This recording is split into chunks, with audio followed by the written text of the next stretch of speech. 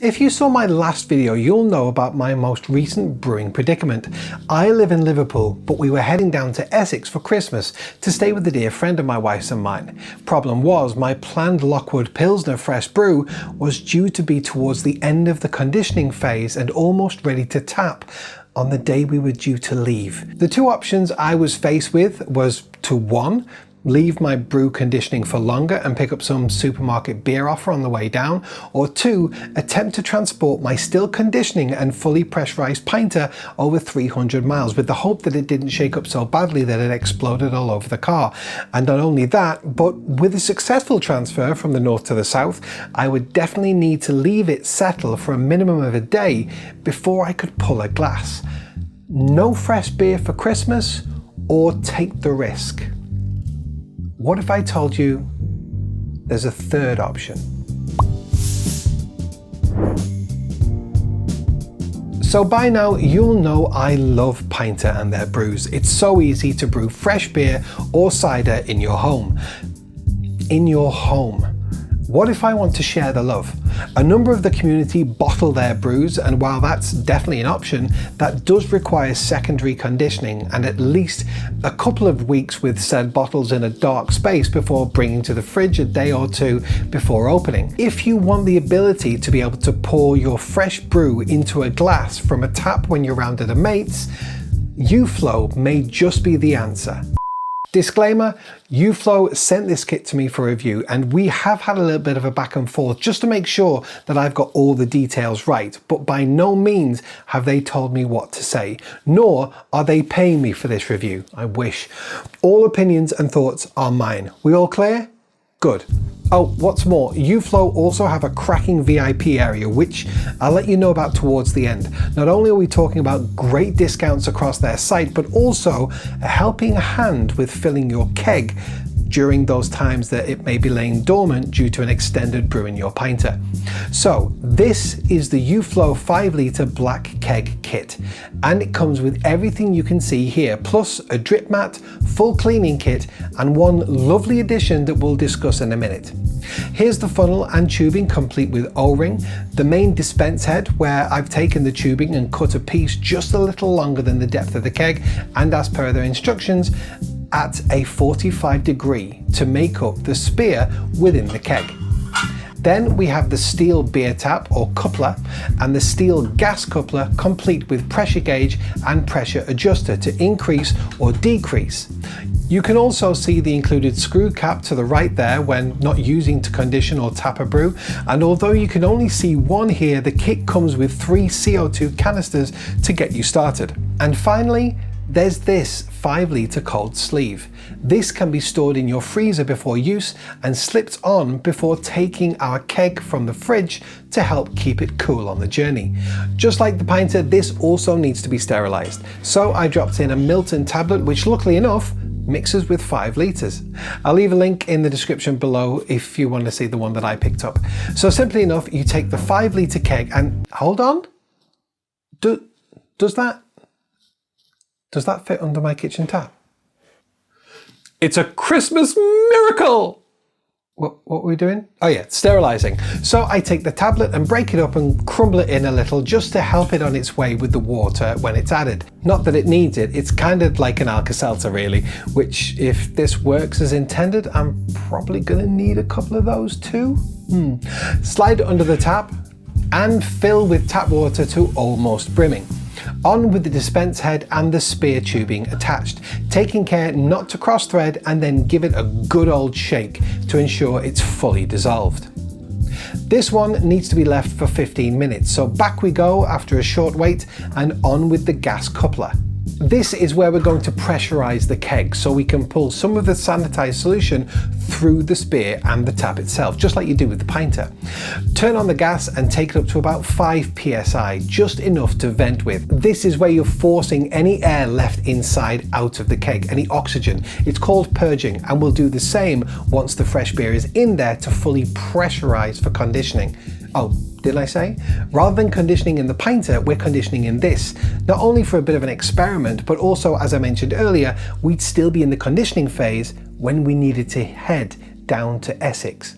So with 5 psi in, we turn the regulator off and pull the sprung-loaded pin to vent out any oxygen that's forced out by the CO2.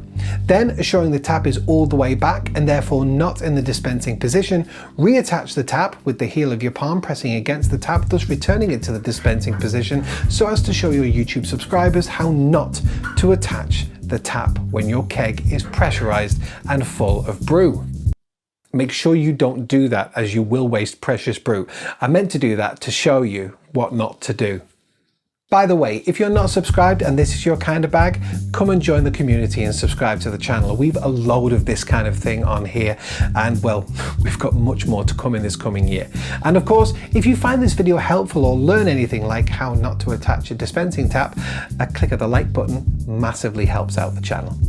I'm also intending to use the funnel and tubing, so best dispense a bit through there too, just to be on the safe side. And with all that done, it's off with the dispense head and all the other paraphernalia and pouring out the remainder of the sanitizer. Now for the fun bit.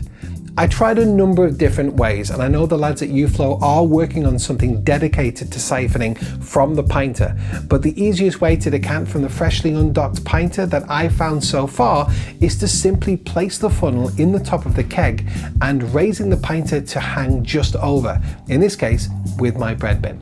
By the way, if they do get to a point where they have something that's dedicated to Pinter, I'll leave a little card up here and a link below, and I'll make a short video explaining that little addition, that little change that UFlow are doing. We are a bit back and forth with this. The two lads who work there, Matty and Andy, are great lads. So yeah, watch this space. So back to my Pinter on top of the bread bin. Hey, where there's a will, there's a way, right? As you can see, in it flows out of the Pinter, and since the Pinter is 10 pints or 5.683 litres, there is going to be a little bit left over. This can always be bottled with a carb drop or some sugar, or sacrificed to the gods of keg conditioning. It's your call, really. Either way, as you can see, in no time at all, we have a full UFlow 5 litre keg just waiting to be speared. So in it goes, main dispense head on top. A quick cleanup of the outside and on with the gas coupler to do exactly what we did with the sanitizer. Purge the keg of any oxygen. 5 psi blast and a quick vent, then another 5 psi to pressurize the keg. Then ensuring the tap is not only all the way back, but holding it all the way back this time, we reattach that too. A short little pour to make sure we've no leaks and everything is as intended. Looking good. At this point, I set the PSI to 10, as it wasn't very carbonated when it came out into the keg, and I wanted to force carbonate just a little. This is very much experimentation with the different brews, but the beauty of this is throughout the conditioning process, you can check on how it's doing without any air getting in. It's pressurized. So with the 10 psi set, off comes the tap and off comes the CO2 regulator. Once I've shut it off, that is. And the keg will stay pressurized at 10 psi, or at least for the minute. Over time, while conditioning, the CO2 can be absorbed by the brew, which is why it's good to check it every few days or so, just to see how the carbonation is doing, and adding more CO2 at this stage if needed. A week later, when we were loading up the car, out came the keg into the pre-chilled sleeve and into the back of the car. I didn't get any footage of that because it was 6 o'clock in the morning because we were trying to beat traffic. 23rd of December, and it was almost like an early morning flit to get down to Essex. I had absolutely no worries though. I knew how well sealed the UFlow was, and my confidence was rewarded. Down in Essex, 15 minutes after arriving, just enough time to get our stuff unpacked for the 3 days and my new pajamas on, it was the moment of truth. With this first pour, I had to play a little with the CO2 regulator, as a lot of the CO2 had been absorbed into the beer, possibly helped along with the agitation of the car journey, which was a welcome bonus. When you are actually forced carbonating, I've learned, you blast it full of CO2 and then you kind of rock it back and forth for 30 to 40 minutes, and then you go again and you go again. Transporting for such a long time while you've got the CO2 turned up to say 10 psi, that's going to add quite a bit of carbonation in there, and it's going to force it, not force it, but almost encourage the brew to soak and absorb that CO2. It kind of worked. As you can see, we're getting close to a full glass, and Well, yeah, I overdid it with the CO2 a little towards the end, but seriously, how good is that? A Pinter freshly brewed Lockwood Pilsner, no time to settle and pouring perfectly within minutes of arriving, even though I was driving for over 4.5 hours. Not only that, but it still was nice and cold thanks to the cold sleeve. I mentioned about the VIP area earlier. Well, for $3.99 a month, not only do you get 20% off all gas purchases, which if you buy a box of 10 CO2 cartridges, that's paid for like more than half the subscription already, but there's also a 15% discount site-wide, so across everything on their site. You also get entered into a monthly prize draw for UFlow merch and products. You also get a welcome box with a t-shirt, beer mats and a keyring, and who does not love a keyring? You're also made a UFlow ambassador, which provides you with a unique referral link where you can earn when your friends and family order from the site. And you're entered into a weekly draw to win a free 5-litre fill-up from your chosen brewery from the database. Oh yeah, remember when I said that they can also help when your keg is empty due to maybe an extended brewing time in your Pinter? Yeah, well, not only could you fill it up with bottles or cans of your favourite brew to see you through, they also have an ever-expanding database of independent breweries where you, as a UFlow subscriber, can get up to 20% off a fill-up of your UFlow keg. And they are all over the place. I mean, we're talking Devonshire, Bath, Conwy, London, Leigh-on-Sea, Lancaster, Wrexham, Hull. They're dotted everywhere and they're always adding to the list. What's more, I've just been told that they're updating the database with an interactive map to help you find your closest partner brewery. UFlow has been going for, well, just a year, and it really feels like they mean business, not only with their quality, but also their offering. In addition to 2, 5 and 10 litre kegs, we're talking single tap and twin tap towers, all the spares and additions you need, and UFlow merch. There's a link below if you want to find out any more, and make sure you're subscribed to this channel because we've a load more coming up this year. Now, with all that said, and that's quite a bit, my name's Adam.